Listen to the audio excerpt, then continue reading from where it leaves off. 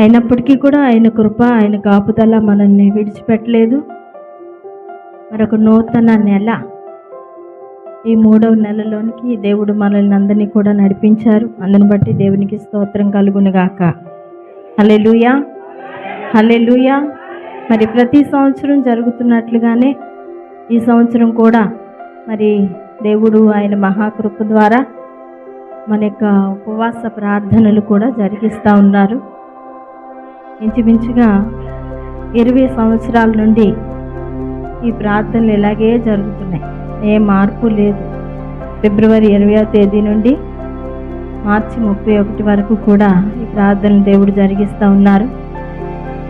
మధ్యలో కొన్ని 60 రోజులు జరిగించిన కాలం కూడా ఉన్నాయి. దేవునికి స్తోత్రం, హల్లెలూయా. మరి దేవుడు శక్తి ఇచ్చినంత వరకు కూడా ఆయన ఇస్తూనే ఉంటాడు. ఎందుకంటే మోషేకు కూడా దేవుడు ఆయన సత్తువ తగ్గనీయలేదంట. సత్తువ తగ్గనీయలేదు, కనుదృష్టి తగ్గనీయలేదు.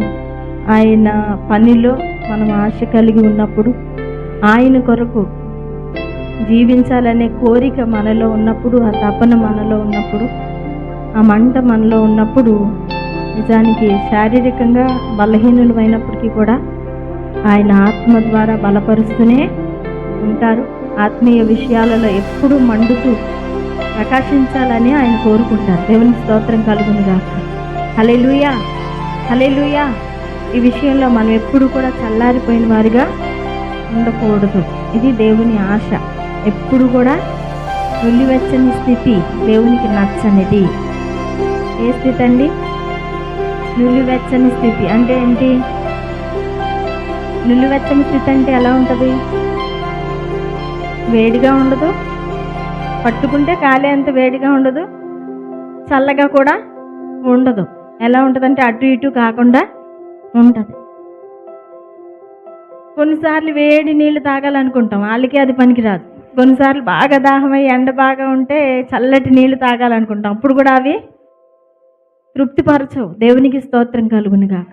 మన యొక్క ఆత్మీయ జీవితాలు అలా నులివెచ్చని స్థితిలో కనుక ఉండిపోతే దేవునిని అవి ఏ విధంగా కూడా సాటిస్ఫై చేయలేవు, తృప్తిపరచలేవు. దేవునికి స్తోత్రం కలుగునుగా. ఎప్పుడు దేవుని అగ్నితో మండుతూ ఉండాలి. ఆత్మలో, ఆత్మ ఆవేశంలో, ఆత్మ వశులం అయ్యేంత భక్తి కలిగిన వారమై, ప్రార్థన కలిగిన వారమై, అనుదినము దేవునితో సహవాసం కలిగి నడవాలి. దేవునికి స్తోత్రం కలుగునుగా. ఇప్పుడు నేను ఈ మాటలు చెప్తే మీకేమనిపిస్తుంది? మీలాగుంటే మేము కూడా చాలా చెప్తాం అనిపిస్తుంది.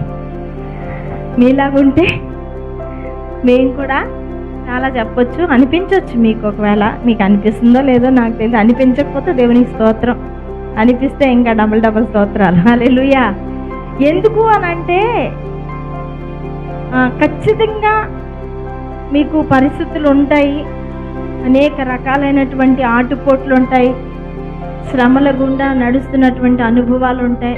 ఇవన్నీ నేను కూడా కలిగిన వ్యక్తినే. నేనేదో ఇక్కడ మైక్ పట్టుకొని మాట్లాడుతున్నంత మాత్రాన నా దారి రహదారి ఏం కాదు. నా దారి ఎక్కడ ఏ రాళ్ళు, రప్పలు, ముళ్ళు, తొప్పులు తగలని ప్రయాణం ఏం కాదు నాది. నాది కూడా అలాంటి ప్రయాణమే. దేవునికి స్తోత్రం కలుగునుగా. అయినప్పటికీ కూడా మంట ఎప్పుడు కూడా తగ్గలేదు. దేవునికి స్తోత్రం. నీకు తెలియదేమి కాదు. తెరచిన పుస్తకం అనే చెప్పుకోవాలి మా జీవితాన్ని. దేవునికి స్తోత్రం కలుగునుగా. అవునా కాదండి? 20 సంవత్సరాలు చూస్తే తెలియకుండా ఉంటుందా? ఎవరి జీవితమైనా తెలియకుండా ఉండదు. తెలుసు ఎటువంటి పరిస్థితులు కూడా జరుగుతుంది ఈ యొక్క యాత్ర అనేది మీకు తెలుసు. అయినా కూడా ఎలాగ దేవుడు నడిపిస్తున్నాడు అనేది కూడా మీకు తెలుసు. నేనేమంటానంటే, నేను నడుస్తున్నాను, నా వల్లే మీరు కూడా నడవాలని ఆశ ఉంటుంది. ఇది తప్పంటారా? హల్లెలూయా. అపోస్తలుడైన పౌలు భక్తుడు ఒక మాట చెప్పారు. ఏం చెప్పారు ఆయన? నేను క్రీస్తుని పోలి నడుచుకొనుచున్నాను, మీరును నన్ను పోలి నడుచుకోండి అన్నారు. మంచి మనసుతో చెప్పారా ఆ మాట? లేకపోతే చెడ్డ మనసుతో చెప్పారా? ఇప్పుడు నన్ను పోలి మీరు నడుచుకోండి, నేను నడుస్తున్నాను అని అనడంలో ఏమైనా స్వార్థం ఉందా? ఏమీ లేదు. ఎందుకు అని అంటే ఆయన అలా నడుచుట ద్వారా, ఎలా అంటే క్రీస్తును పోలి నడుచుట ద్వారా ఆయన కూడా ఎన్నో అనుభవాలు చూశారండి. ప్రయాణం చేస్తుండగా వాడబద్దలైపోయింది. చాలా పరిస్థితులు చూశారు. అసలు అన్ని పరిస్థితులు చూస్తూ కూడా ఆ పరిస్థితుల్లో కూడా తాను జాగ్రత్త పడినది దేని కొరకు అని అంటే క్రీస్తుని పోలి నడుచుకోవటానికి ఆయన ప్రయత్నం చేస్తూనే ఉన్నారు జీవితకాలం అంతా. హల్లెలూయా, హల్లెలూయా. మనము కూడా మన ఆత్మీయ జీవితంలో మనం కూడా దేవుని పోలి నడుచుకోవాలని. ఎందుకు అని అంటే మనల్ని ఆయన ఏ రూపంలో చేసుకున్నారండి? ఏ రూపంలో చేసుకున్నారు? ఆయన స్వరూపమందు ఆయన పోలిక చొప్పున మనలను చేసుకున్నారు. ఆయన పోలిక మనకి ఇచ్చారంటే మనం ఎలా ఉండాలని చెప్పండి? కుక్కలాగో నక్కలాగో పిల్లిలాగో ఉండాలని కాదు. ఎవరిలా ఉండాలని? ఆయనలాగా ఉండాలని. దేవునికి స్తోత్రం కలుగునుగాక. నువ్వు కొంచెం భక్తిగా జీవిస్తున్నావు అనుకో, నువ్వు కొంచెం మంచి రోషన్ తెచ్చుకుని అలాగైనా ఈసారి, ఈ సంవత్సరం, లేకపోతే ఈరోజు, ఈ వారం, ఈ నెల, ఇక్కడి నుండి నేను ఎలా అయినా అలా ఉండాలి, ఇలా ఉండాలి, ప్రభు కోసం నేను పరిగెత్తాలి అని నువ్వు ఒకవేళ అనుకున్నావు అనుకో, ఎవరికి నచ్చదు? పాస్టర్ గారికి నచ్చదా? నచ్చదా పాస్టర్ గారికి? చాలా బాగా, చాలా సంతోషం అయిపోద్ది. ఆత్మీయ తల్లిదండ్రులకు చాలా సంతోషం అయిపోద్ది. అబ్బా నా బిడ్డ ఎప్పటికైనా దేవుని కొరకు పరిగెత్తడానికి ప్రయత్నం చేస్తుంది. నువ్వు చేస్తావో చేయవో తర్వాత ఆ మాట వినేసరికి అంతా ఉప్పొంగిపోయే పరిస్థితులు ఉంటాయి. మరి దేవునికి నచ్చదంటారా? చెప్పండి, దేవునికి నచ్చదంటారా? దేవునికి కూడా చాలా ఇష్టం. ఎవరికి నచ్చదు మరి? చెప్పాలి, ఎవరికి నచ్చదు? నువ్వేదో కొత్తగా జీవించాలి, దేవుని కొరకు క్రొత్తగా జీవించాలి, క్రొత్తగా బ్రతకాలి, క్రొత్తగా పరిగెత్తాలి, క్రొత్తగా పని చేయాలని అనుకుంటే నచ్చని వాడు ఒకడు ఉన్నాడు, వాడే అపవాది. హల్లెలూయా, హల్లెలూయా. ఇప్పుడు అపవాది ఏం చేస్తుంటాడంటే కొంచెం మంట పెడతాడు. ఏం చేస్తాడు? నువ్వు నిర్ణయం తీసుకున్నావు కదా, ఇప్పుడు వరకు నువ్వు నిర్ణయం తీసుకోలేదు అంటారు కదా అందరితో. హల్లెలూయా. గుంపులో ఏదో స్తోత్రాలు అన్నట్టు ఇంకోలాగా అంటారు. నేను ఇలా అన్నాను, దేవుని స్తోత్రం కలుగును గాక. అలాగ అన్నట్టు మనం అలాగున్నంత వరకు ఎవడు మన జోలికి అపవాదిగా, దుష్టుడుగా, సాతాను కాదు, వీళ్ళందరూ ఒకలే. దేవుని స్తోత్రం. అసలు మన జోలికే రాడు, మన చుట్టూ రాడు, మనల్ని కదిలించడం. ఆయనకు కూడా హాయిగా ఉంటుంది మనం అలాగుంటే. నామకార్థంగా ఏదో వెళ్తున్నాం వస్తున్నాంలే అన్నట్టుగా, వెళ్ళి కానికేసేస్తున్నాం వస్తున్నాం కదా చాలే అన్నట్టుగా ఉంటే ఎంత హ్యాపీనో. దేవుని స్తోత్రం కలుగును గాక. అలాగుంటే అపవాదికి సంతోషం, ఎలాగుంటే దేవునికి సంతోషం. మనం ఎవరి సంతోషాన్ని కోరేవారిగా ఉండాలి? ఎవరి సంతోషం కోరేవారిగా ఉండాలి? దేవుని సంతోషాన్ని కోరేవారిగా ఉండాలి. దేవునికి స్తోత్రం కలుగును గాక. దేవుని సంతోషాన్ని కోరేవారిగా ఉండాలంటే అపవాది పెట్టే మంటలో కూడా మనం ఎక్కడా ఆగకూడదు. ఆగేమా విజయం ఎవరికి ఇచ్చాం? మనం ఇచ్చినట్టే వాడికి. ఇంకా అక్కడ మళ్ళీ నీ ప్రయాణం ఆగిపోకూడదు. కొన్నిసార్లు ఏమవుతుందో తెలుసా అండి, ప్రార్థన చేయకుండా బయటికి వెళ్ళిపోయినప్పుడు కొన్నిసార్లు బాగానే ఉంటుంది. ఒక్కొక్కసారి చాలా గట్టిగా ప్రార్థన చేసుకుని అనుకుని వెళ్ళినప్పుడు ఏదో యాక్సిడెంట్ జరిగింది అనుకోండి. ఏంటది? సాతానుడు ఏదో నీవు ఏదో దేవునికి బాగా చేరువైపోతున్నావు, దేవునికి నచ్చే వ్యక్తిగా మారిపోతున్నావు. అందుకే దుష్టుడు ఏం చేస్తాడంటే ఎలాగొకలాగా నిన్న రూట్ మళ్ళించడానికి ఏదో ఒక అపాయం కలిగిస్తూ ఉంటాడు. దేవుని స్తోత్రం కలుగుంటాడు. దేవుని పని ఏంటంటే మనలను ఆశీర్వదించడం. ఏంటండి దేవుని పని? మనలను ఆశీర్వదించడం. ఆశీర్వదించడానికే ఆయన మనల్ని పిలుస్తున్నాడు, ఆయన మనల్ని రక్షించుకున్నాడు, ఆయన మనల్ని ఏర్పరచుకున్నాడు తప్ప బాధ పెట్టడానికి, శపించడానికి, ఏడిపించడానికి ఇది ఆయనకి ఇష్టం కాదండి. మనం ఏడుస్తుంటే ఆయనకి కళ్ళంట. మార్తా మరియలు, లాజరు చనిపోతే మార్తా మరియలు ఏడుస్తున్నారు. ఏడుస్తుంటే ఎవరికి ఏడుపు వచ్చిందా లేదా ప్రభుకి? ఆయన కళ్ళంట నీళ్లు తెచ్చుకున్నాడంట. దేవునికి స్తోత్రం కలుగును గాక. కన్నీరు విడిచాడంట. నువ్వు బాధపడితే బాధపడేవాడు నీ దేవుడు. హల్లెలూయా, హల్లెలూయా. నీ కళ్ళ వెంబడి కన్నీళ్ళు రాకముందే నీకోసం ఏదో చెయ్యాలని తప్పించిపోయేవాడే మన దేవుడు. హల్లెలూయా, హల్లెలూయా. ఆశీర్వదించడానికే మరి బైబిల్ గ్రంథంలో ఒక మాట ఉంటుంది. ద్వితీయోపదేశకాండం 15:4 అంటాడు. 15:4 తీయండి ఒకసారి.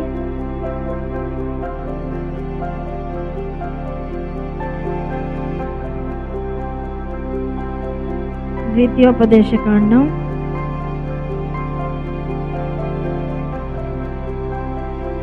తీస్తే చదువు ప్రవీణ్.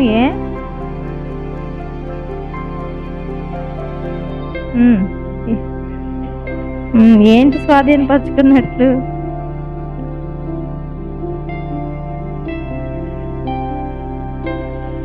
ఆ 15:4 ప్రవీణ్ చదివింది రైటే, చదువు. నీవు స్వాధీనపరుచుకున్నట్లు నీ దేవుడైన యెహోవా నీకు స్వాస్యముగా ఇచ్చుచున్న దేశములో యెహోవా నిన్ను నిశ్చయముగా ఆశీర్వదించును. ఏంటి స్వాధీనపరుచుకుంటామంటే దేవుడిచ్చినటువంటి ఆ దేశమును, ఆ యొక్క ఆశీర్వాదమును నిశ్చయముగా నేను నిన్ను ఆశీర్వదించుతాను అని చెప్తున్నాడు. అక్కడ చూస్తే ఇక్కడ కూడా మనం చదువుకున్నటువంటి ఈ వాక్య భాగంలో కూడా చూస్తే యెహోవాయందు మనం చదువుకున్నాం కదా 125వ కీర్తన. యెహోవాయందు నమ్మిక ఉంచువారు కదలక నిత్యము నిలుచు సీయోను కొండవలే ఉంటారంట. దేవునికి స్తోత్రం కలుగును గాక. హల్లెలూయా, హల్లెలూయా. సీయోను కొండలాగా ఉంటారండి. వీళ్ళు కదలరు. కొండలు కదులుతారా? కొండ కదులుతుందండి. మన చుట్టూ కొండలు ఉన్నాయి కదా, మన మధ్యలో ఉన్నాం. ఇప్పుడు ఈ కొండని ఎంత మనం రాళ్ళు వేసుకొట్టినా కదలదు. ఎంత గాలి వచ్చినా దాని మీద వీచినా అది కదలదు. ఎంత వర్షం వచ్చి దాని మీద కురిసినా కదులుతుందా? ఎందుకు కదలదు? అది ఎలాగుంది?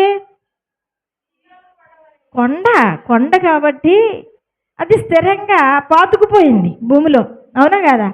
భూమిలో పాతుకుపోయింది కాబట్టి అది ఎప్పటికీ కూడా అలాగే ఉంటుంది. అదే స్థానం దాన్ని. దేవుని స్తోత్రం కలుగును గాక. మరలా దేవుడే దాన్ని కదలమని శాసిస్తే అప్పుడు కదులుతుంది. అంతే, అది అంతే. హల్లెలూయా.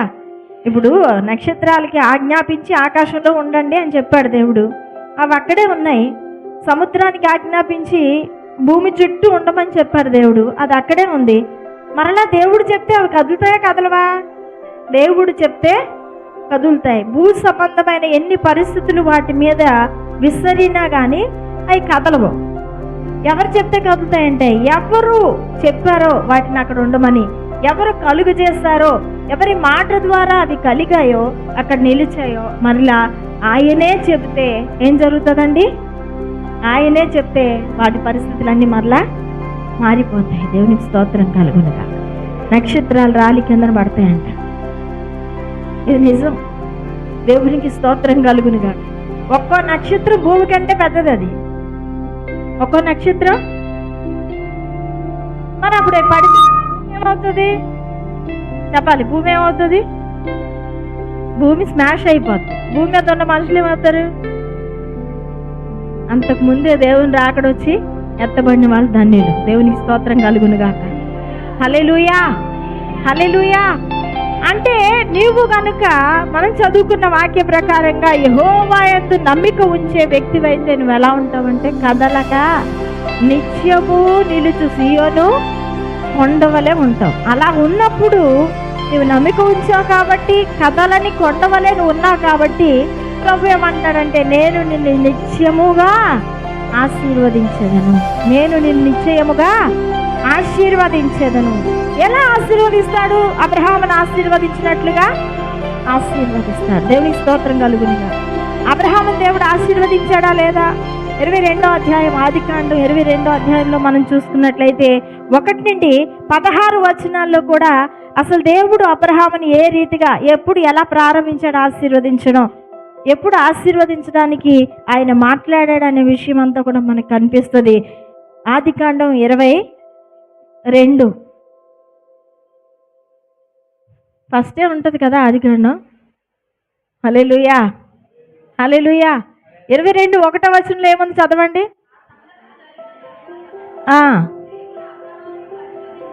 దేవుడు అబ్రహామును పరిశోధించెను.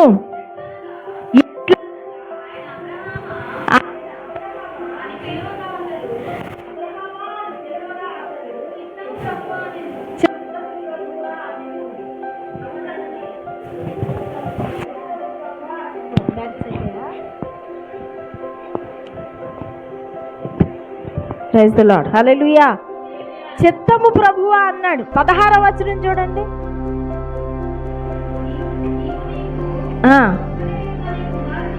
నీవు నీకు ఒక్కడయ్యున్న నీ కుమారుణ్ణి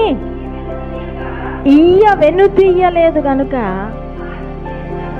ఈ కార్యము చేసినందున నేను నిన్ను ఆశీర్వదించి ఆకాశ నక్షత్రముల వలె సముద్ర తీరమందలి ఇసుక వలెను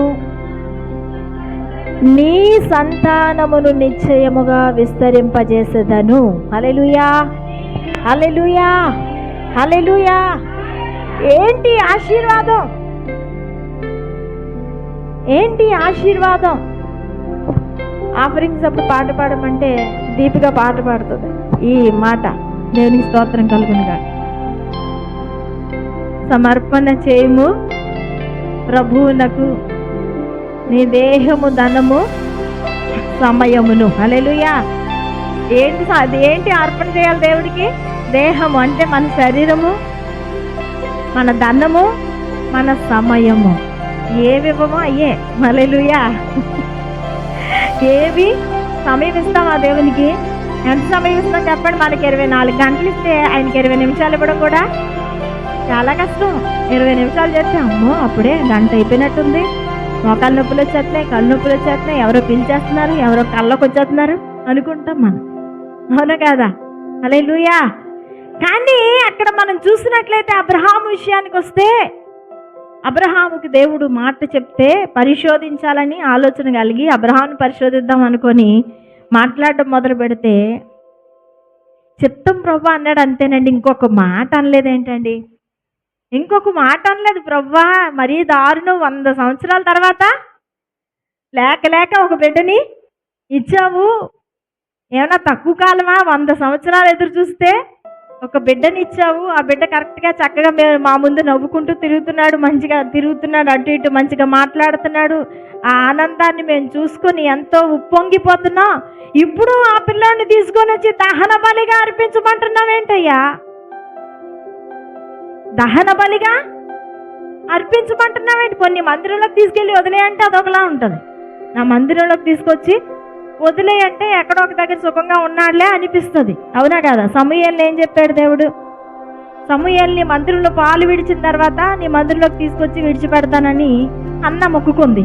దేవునికి స్తోత్రం కలుగునుగా.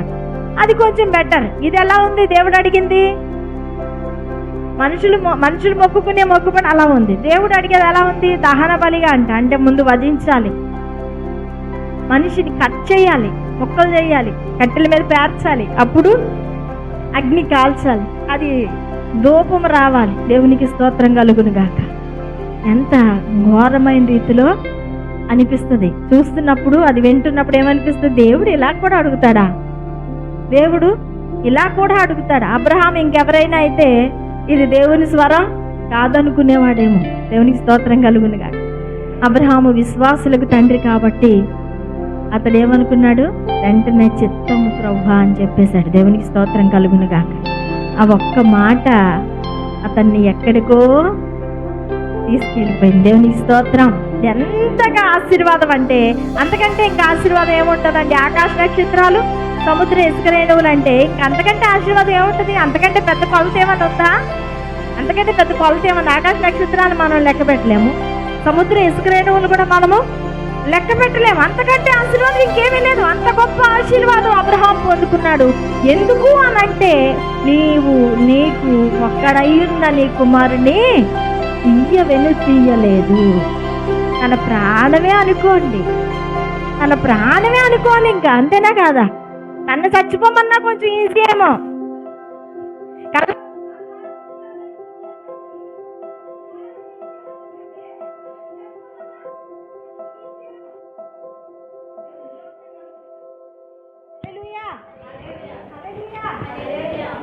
మరి చూసినట్లయితే తనని చచ్చిపోమని దేవుడు చెప్పలేదు, కానీ నీ కుమారుని చంపి నాకు ఇచ్చే అన్నాడు.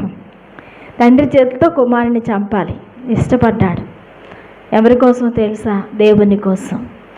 అంటే అక్కడ అబ్రహాము ఎవరిని ఎక్కువ ప్రేమించాడో మీరు చెప్పాలి నాకు.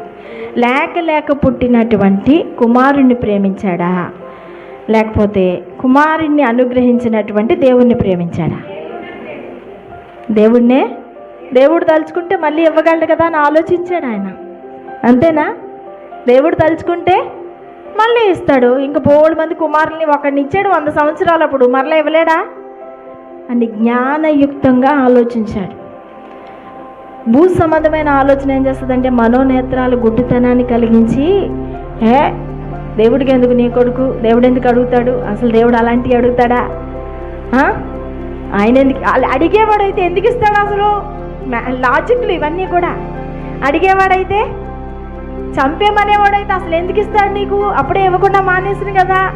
ఇలా లాజిక్లు ఆలోచించి చాలామంది దేవుని విషయంలో కార్యాలు చేసేటప్పుడు వాళ్ళ సొంత జ్ఞానాన్ని ఉపయోగిస్తారు తప్ప వాళ్ళ జ్ఞానంతో వాళ్ళకి నచ్చినట్టుగా దేవుని కొరకు చేయడానికి ఇష్టపడతారు తప్ప దేవుడు చెప్పింది చెప్పినట్టుగా వినకపోవటం వల్ల దేవుడు ఇచ్చే నిశ్చయమైన ఆశీర్వాదాలు పొందుకోలేకపోతున్నారు ఈనాడు. హల్లెలూయా. నిశ్చయముగా నేను నిన్ను ఆశీర్వదిస్తాను అనేటటువంటి ఆ దేవుని యొక్క గొప్ప బ్లెస్సింగ్ కోల్పోవడానికి కారణం ఏంటి అని అంటే, దేవుడు చెప్పిన మాట చెప్పినట్టుగా స్వీకరించలేకపోవడం, ఆ ప్రకారంగా చేయలేకపోవడం. చేస్తాం కానీ ఎలా చేస్తాం? మనకి అనుకూలమైనట్లుగా, మనకు వీలైనట్లుగా. 4 నెలల పసికందుని వాళ్ళ దగ్గర ఇళ్ళ దగ్గర వదిలేసి పరిచర్యకి రావడం అంటే 100 కిలోమీటర్లు అటు ఇటు ప్రయాణం చేసి దేవుని పని కోసం రావడం అని అంటే అది చాలా ఈజీ అంటారా కష్టం అంటారా? ఈజీ అంటారా కష్టం అంటారా? ఎక్కడి నుంచి ఇక్కడికి రావడానికి చాలా కష్టాలు పడిపోతున్నారు మనోళ్ళు. వారానికి ఒక్కసారి, ఎన్నిసార్లు వస్తున్నారు వారానికి? ఒక్కసారి రావడానికి ఎన్ని కష్టాలో. ఆయన తిడితే రారు, పిల్లలు ఏడిస్తే రారు, చుట్టాలు వస్తే రారు, వర్షం వస్తే రారు, ఆటో దొరకకపోతే రారు, ఎన్ని విధాలుగా రారో. 4 నెలల పసికందుని వాళ్ళ దగ్గర వీళ్ళ దగ్గర వదిలేసి ఉదయం వచ్చి మరలా సాయంత్రం ఇంటికి చేరుకునేదాన్ని. దేవుడు నాకు చెప్తే కాదు సుమా, మళ్ళీ దేవుడు చెప్తే దెయ్యమైనా చేస్తుందా? చేయదండి. దేవుడు చెప్తే దెయ్యమైనా చేస్తుంది. కానీ దేవుడు నాకు చేసిన మేలుని బట్టి, దేవుడు నాకు చేసినటువంటి కార్యాన్ని బట్టి నేను ఉండలేకపోయిన పరిస్థితి, దేవుని పని చేయకుండా నేను ఉండలేని ఆశ, తృష్ణ, ఆకాంక్ష, లోపల మండే ఆత్మీయ మంటను బట్టి అలా పరిగెత్తడం జరిగింది. దేవునికి స్తోత్రం కలుగునుగాక. అలా పరుగులెత్తినటువంటి ఆ పరుగే ఈనాడు ఈ గొప్ప దేవుని పని. దేవునికి స్తోత్రం కలుగునుగాక. ఇప్పుడైనా సమయమే మించిపోలేదు. నువ్వు ఒక్కసారి నీకు నచ్చినట్టుగా కాకుండా చెప్పాలి, నీకు నచ్చినట్టుగా కాకుండా దేవుడు చెప్పింది చెప్పినట్టుగా చెయ్యాలి. హల్లెలూయా. మీ పక్కోళ్ళతో చెప్పండి, మీరు మీ పక్కోళ్ళతో వాళ్ళ ముఖంలో ముఖం పెట్టి, కళ్ళల్లో కళ్ళు పెట్టి, మళ్ళీ మర్చిపోకూడదు వాళ్ళు చెప్పాలి. నీకు నచ్చినట్టుగా కాకుండా దేవుడు చెప్పింది చెప్పినట్లుగా చెయ్యి. ఆమేన్. హల్లెలూయా, హల్లెలూయా. అమ్మా ఇదిగో ఈ పని చేయి నువ్వు అంటే, ఓకే సరే చెప్తామండి, ఇప్పుడే మొదలు పెడతాను అనాలా? అలాంటి ఎదుగుదల కావాలి. మన మరుగుజ్జోల్లాగా ఇక ఎప్పటికి అలాగే ఉండిపోతామంటే అవ్వదండి. ఓకే డన్ అనాలంటే వెంటనే అది ఏం పని, ఎక్కడికి వెళ్ళాలి, ఎంత ఛార్జీలు అవుతాయి, ఎప్పుడు వెళ్ళాలి, అది నాకు వీలు అయ్యే రోజా అవ్వని రోజా, ఆ రోజు నాకేం ప్రాబ్లమ్స్ ఉన్నాయి, ఇది కాదు.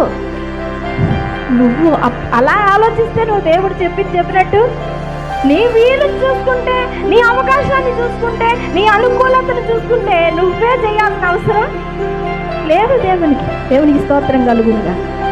మాట అంటండి యజమాని చేతుల వైపు ఎదురు చూస్తూ ఉండాలంట.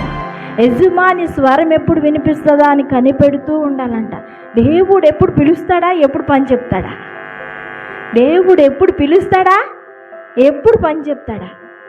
ఎంతసేపు నీకు కలిగిందే, నీ చుట్టూ ఉన్నదే 10 సార్లు ఆలోచించి, 20 సార్లు ఆలోచించి, 100 సార్లు ఆలోచించి, 1000 సార్లు ఏడ్చి ఎదముక్కి కన్నీళ్ళంతా చెరువులే కారిపోయి దారిలయ్యి పారిపోయి ఇంత చేస్తే నువ్వు ఎంత బాధపడితే నువ్వు దాన్ని తొలగించుకోలేవు.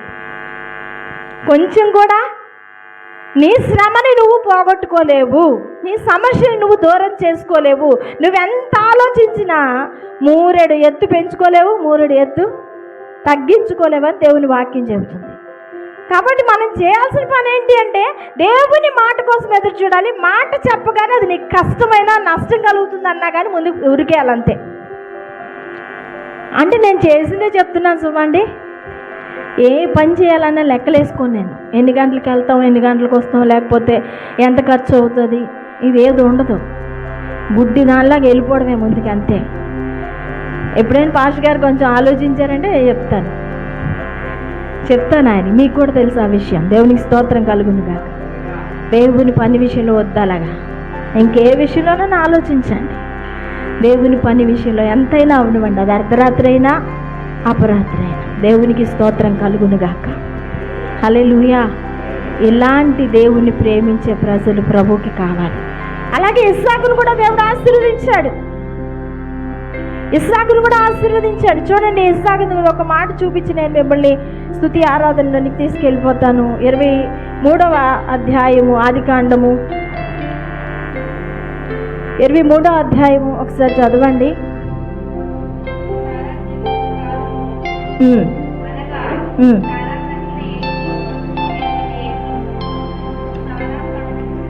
ఇరవై 23 చదువుతున్నాం. 23:1 12వ వచనం ఒకసారి చదువు. అప్పుడు అబ్రహాము 23:12 చదువుతున్నాం. ఆ దేశపు ప్రజల ఎదుట సాగిలపడి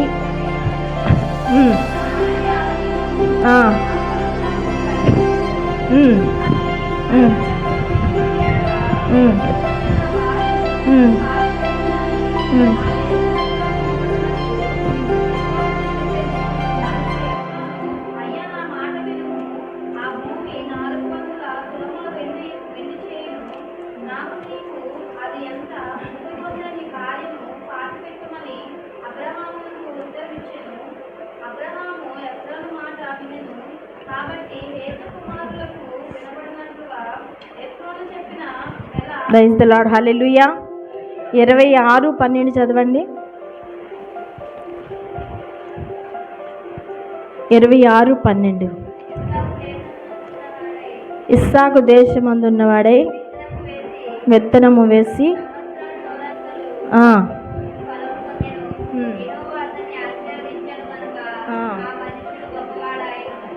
యెహోవా అతనిని ఆశీర్వదించెను గనక ఆ మనుష్యుడు.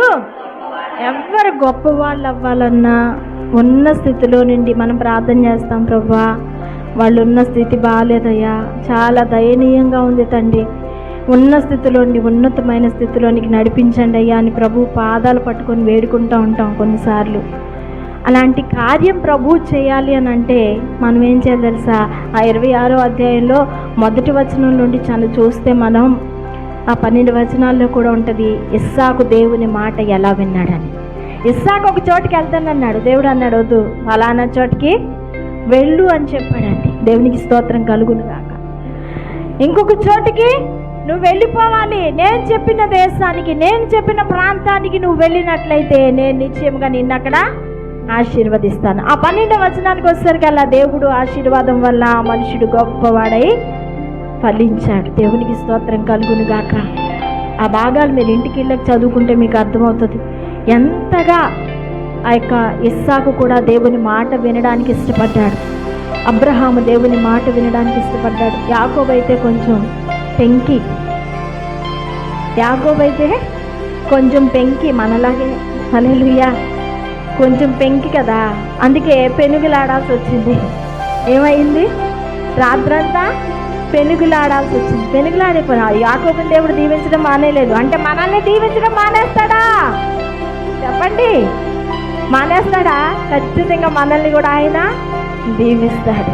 పెనుగులాడే అనుభవం కావాలి, దేవుని సన్నిధిలో ప్రార్థించే అనుభవం కావాలి, ఉపవసించే అనుభవం కావాలి, నిద్ర మాని కొన్ని గంటల పాటు దేవుని సన్నిధిలో కనిపెట్టే అనుభవం కావాలి. యాకోబుని మోసగాడు అన్నాడు. యాకోబు అనే పేరు కంటే మోసగాడు అని అర్థం. జీవితాన్ని మార్చడానికి ఒక రాత్రి అంతా యాకోబు పెనుగుడ ఆడాల్సిన అవసరం వచ్చింది. ఇలాంటి ప్లేస్లో కాదు, కొండల్లో, రాళ్ల మధ్యలో, తుప్పల మధ్యలో, అనేకమైన అడవి జంతువులు, అడవి నేలన పాకే పురుగులు అన్నీ ఉన్నటువంటి ప్రదేశాలలో రాత్రంతా పెనుగులాడాడంట. దేవునికి స్తోత్రం కలుగును గాక. అప్పుడు దేవుడు ఏం చేశాడు? యాకోబుని ఇశ్రాయేలుగా మార్చాడు. దేవునికి స్తోత్రం. ఆశీర్వదించబడిన వాడని అర్థం ఇశ్రాయేలు అని అంటే. యాకోబు అంటే మోసగాడు అని అర్థం. అంటే దేవుడు చెప్పగానే మాట వినేవాడిని ఆశీర్వదించాడు, కొంచెం అల్లరి చేసేవాడిని కూడా ఆశీర్వదించాడు. కానీ తనకి వెంటనే అయితే తనకు కొంచెం సమయం పట్టింది. మనం అనుకుంటాం ఏమనంటే, మనం చేసేది భక్తే కాకపోతే అసలు మనం ఇలా కూడా ఉండము అనుకుంటాం. అవునా కాదా చెప్పండి? అసలు ఇలా ఉన్నామంటే ఇది దేవుని కృప. ఇలా ఉన్నామంటే ఇది దేవుని కృప. కాబట్టి మనం ఇంకా ఇలా సజీవంగా ఉన్నాం, నిలిచి ఉన్నాం, బ్రతికి ఉన్నాం అని మనం అనుకుంటాం. నేనే అంటాను, నువ్వు ఇలాగే ఉండిపోవడం దేవునికి ఇష్టం కాదు. నువ్వు ఇలాగే ఉండిపోవడం దేవునికి ఇష్టం కాదు. నీ జీవితంలో ఉన్న సమస్య అది తీరకుండా నిన్ను ఎప్పుడు బెదిరిస్తూ ఉండడం, నిన్ను బాధ పెడుతూ ఉండడం, నీ ముందు ఒక కొండలాగుండి నిన్ను వెక్కిరిస్తూ ఉండడం, ఇది దేవునికి ఇష్టమో కాదు. దేవుని కోరిక ఏంటంటే నువ్వు నీ సమస్యను దాటుకుని వచ్చేయాలి, దేవుని ఆశీర్వాదాన్ని పొందుకోవాలి, ఆశీర్వదించబడిన వ్యక్తివై ఎత్తైన స్థలంలో నిలబడి నీలాగా అనేక మంది తయారవ్వాలని అనేక మంది నువ్వు పిలిచే వ్యక్తిగా ఉండాలి కదా. హల్లెలూయా, హల్లెలూయా. ఉండాలా వద్దా? అప్పుడు నువ్వు పిలవకుండా నీ దగ్గరికి జనములు పరిగెత్తుకుంటూ, అమ్మ నువ్వేం చేసావో సీక్రెట్ నాకు చెప్పవా అడుగుతారా? అడగరా? నీకు ఏదైనా ఒక అనారోగ్య సమస్య వచ్చి అర్జెంటుగా తొలగిపోయింది అనుకో, అడుగుతారా? అడగరా? ఏ డాక్టర్ దగ్గరికి వెళ్ళో, ఏ హాస్పిటల్కి వెళ్ళో, ఎవరు చెప్పారు నీకు అంటారా? అనరా? అలాగే నీ దేవుడు నిన్ను ఉన్నతమైన స్థానంలో పెట్టినప్పుడు నిన్ను అడిగి మరీ నిన్ను వెంబడిస్తారు. హల్లెలూయా, హల్లెలూయా. అడిగి మరీ నిన్ను వెంబడిస్తారు. దేవుడైతే మాత్రం ఇలాగ మనం ఉండిపోవడానికి ఆయనకి ఇష్టమేమీ కాదు, ఆయనకి సంతోషం అస్సలే కాదు. మనల్ని దేవుడు పైకి ఎత్తాలనుకుంటున్నాడు, హెచ్చించాలనుకుంటున్నాడు, ఆశీర్వదించాలనుకుంటున్నాడు. ఈరోజు దేవుడు నీతో మాట్లాడుతున్నాడు. ఏంటో తెలుసా? నేను నిన్ను నిశ్చయముగా, చెప్పండి అందరూ, నేను నిన్ను నిశ్చయముగా ఆశీర్వదించేదను. నీ దేవుడైన యెహోవా నిన్ను నిశ్చయముగా ఆశీర్వదించును అని మీ పక్కవారితో చెప్పండి. మనస్ఫూర్తిగా చెప్పాలి. మీ మాట ఈరోజు వారి జీవితాన్ని మార్చేయాలంతే. ఆమేన్, హల్లెలూయా. ఇది మన మాట కాదు కదా. మన మాట అయితే కష్టం. ఎవరి మాట ఇది? దేవుని మాట. కాబట్టి ఈ మాట నీ నోటంట, నీ పక్కనున్న నీ వ్యక్తి ఎవరైనా చెల్లిగాడు, లేకపోతే నీ తోటి సహోదరి సహోదరుడు ఎవరైనా కానీ నీ నోటి నుండి దేవుని మాట వెళ్ళి వారి జీవితాన్ని మార్చివేయునుగాక. మరొకసారి చెప్పండి, హ్యాపీగా చెప్పండి, సంతోషంతో చెప్పండి, మీరు నమ్మకంతో చెప్పాలి, విశ్వాసంతో చెప్పాలి. ఖచ్చితంగా జీవితాలు మారిపోవాలంటూ అనుకుని ఆలోచించి చెప్పండి. నీ దేవుడైన యెహోవా నిన్ను నిశ్చయముగా ఆశీర్వదించునుగాక అని చెప్పండి. మరలా మూడోసారి ముచ్చటగా. నేను ఆగిపోయాను, సైలెంట్ అయిపోయాను. మీరందరూ ఒకేసారి చెప్పండి.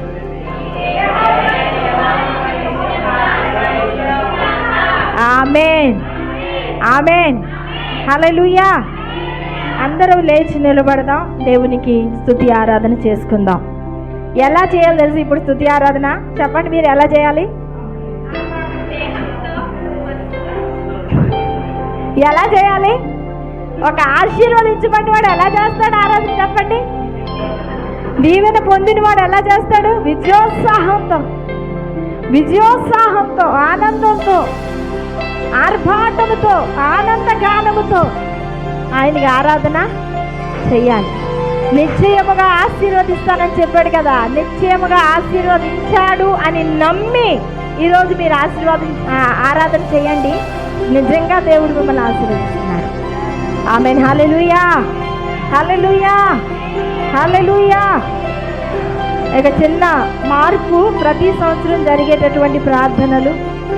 ఈ సంవత్సరం ఒక మార్పు ఏంటి అని అంటే, మన 3 సంఘాల నుండి ప్రజలు కదిలి రావాలనే ఉద్దేశంతో అందరూ ఈ ప్రార్థనలో పాలు పంపులు పొందాలనే ఆశతో, ఆలోచనతో చిన్న మార్పు చేయడం జరిగింది. ఈ రోజుకి నీలాద్రిపురంలో 10 రోజులు కంప్లీట్ అయిపోతాయి. ఈరోజు చేస్తే 10 రోజులు అయిపోతాయి.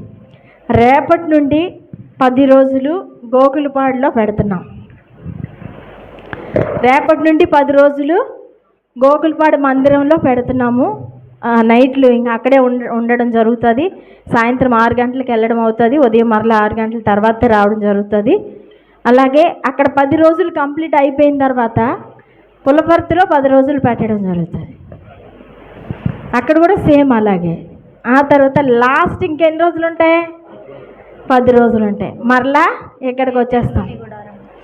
మన లాస్ట్ 10 రోజులు అందరం కలిసి ఇక్కడ చేస్తాం. దేవునికి స్తోత్రం కలుగును గాక. బాగుందా? బాగోలేదా? హల్లెలూయా, హల్లెలూయా. అంటే అక్కడ కూడా అనేక ఆత్మలు రక్షించబడాలి, అన్ని జనులు రక్షణ కావాలని ఒక ఆలోచనతో దీన్ని చేయడం జరుగుతుంది. దేవుడిచ్చిన ఆలోచన. ఆరాధన చేసుకుందాం. అందరు కన్నులు మూసుకుందాం. దేవుని సన్నిధిలో దేవుని స్తుతించుకుందాం. హల్లెలూయా, హల్లెలూయా, హల్లెలూయా, హల్లెలూయా, హల్లెలూయా, హల్లెలూయా, హల్లెలూయా, హల్లెలూయా.